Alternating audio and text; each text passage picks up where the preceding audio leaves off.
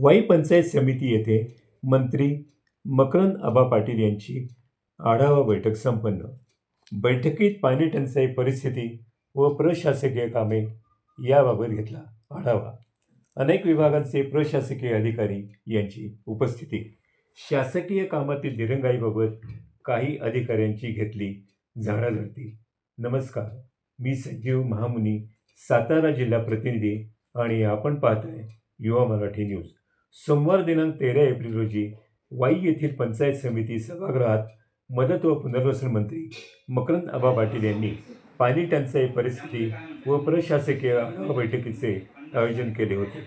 या प्रसंगी वाई तालुक्यातील ग्रामसेवक, सरपंच, उपसरपंच, पोलीस पाटलांसह ग्रामस्थ, त्याचप्रमाणे अनेक विभागांचे प्रशासकीय अधिकारी उपस्थित होते. सभागृहामध्ये पाणी टंचाई परिस्थिती व प्रशासकीय कामकाजांचा आढावा घेताना उपस्थितांच्या अडचणीवर मार्ग काढताना मंत्री महोदयांनी संबंधित खात्याच्या अधिकाऱ्यांना योग्य त्या सूचना दिल्या. काही अधिकाऱ्यांची झाडाझडती घेत प्रलंबित कामे त्वरित मार्गी लावा, तसेच कामात दिरंगाई होता कामा नये अशी तंबीही त्यांनी दिली. जे पाणी येतं डोंगरातला जो स्रोत आहे, लक्षात, ज्या गावांना ग्रॅव्हिटीचं पाणी अद्यापही मिळू शकतं, माझं म्हणणं आहे तिथं मोठा पाईप आपण खरेदी करा, बरं का पेढीवर. मागं आपण एकदा 5-7 वर्षापूर्वी तुम्हीच होता मला वाटतं त्यावेळेला बेडीवर, त्यावेळेला काही गोटा पाईप आपण खरेदी केल्या आणि त्या गोटा पाईप आपण संबंधित गावांना देऊन टाकल्या, बरोबर. तर माझं म्हणणं अशी कुठली गावं आहे, समजा यांची दत्तवाडी वाशिवली, अन्य मला वाटतं किरोंड्याची पण अडचण, मी तुम्हाला गावं मिळून दिली, जांभळी एक आहे. तर अशी कुठली गाव आहे तुमच्या ग्रामसेवकांशी बोलून घ्या.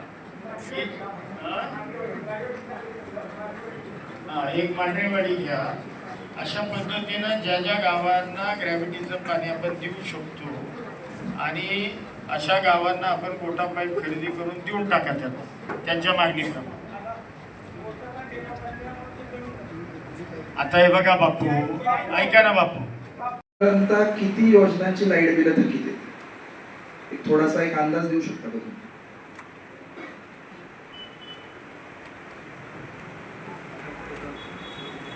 पाणी पुरवठा आहे आणि आजपर्यंत मार्चमध्ये आम्ही मोठा ड्राईव्ह घेतला होता.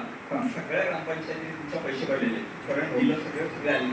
45 लाखाची थकबाकी आपली राहिलेली जुनी राहिलेली आहे. 2013च्या फक्त 3 गावाशी त्यांनी थकबाकी आणून भरलेली त्यांनी तोडलेली. विनंती अशी आहे की ज्यांची थकबाकी आहे त्यांनाही काही प्रमाणात सवलत देण्यात यावी, जेणेकरून आता उन्हाळ्यामध्ये त्यांच्या योजना, कारण काय झाले, महत्वाचा विषय आहे की पाणी पुरवठा योजनांना स्मार्ट मीटर बसवले गेले. पाणी पुरवठा योजनांचे जे मीटर आहेत ते स्मार्ट आहेत की जुन्याच पद्धतीने?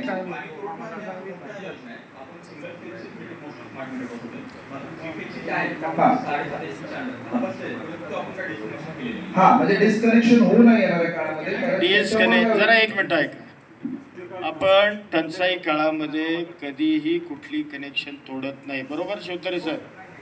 कुठल्याही गावाचं वीज कनेक्शन आपण तोडत नाही. तुम्ही 3 गावं काहीतरी म्हणला, त्याचे कनेक्शन ताबडतोब जोडून द्या. कुठल्याही गावाचं कनेक्शन या संपूर्ण उन्हाळ्यामध्ये तोडायचं नाही, जरी त्यांची थकबाकी असेल तरी. लक्षात नाही. मग दरवेळेस कॉन्ट्रॅक्टर तक्रारी करत येतो तुमच्याकडे, माझ्याकडे. तुम्हाला काम थांबवा अशा कलेक्टरनी, प्रांतांनी, तहसीलदारनी कुणी सूचना दिल्यात? नाही. मग काही काय कारण थांबवलेलं नाही, पण स्पीड तेवढं मग आता ते कॉन्ट्रॅक्टरची जबाबदारी आहे ना, स्पीड वाढवणं. त्यांना सांगितलं आपण 31 मे पर्यंत संपवा म्हणून. तुम्हाला आवश्यकता वाटली तर पोलीस बंदोबस्त लावून काम करा. तुम्ही तसे प्रांतांना सांगा, पोलीस लावून DYSP इथंच आहे, DYSP संबंधित काय असेल पोलीस यंत्रणा लावा, ते काम सुरू करा.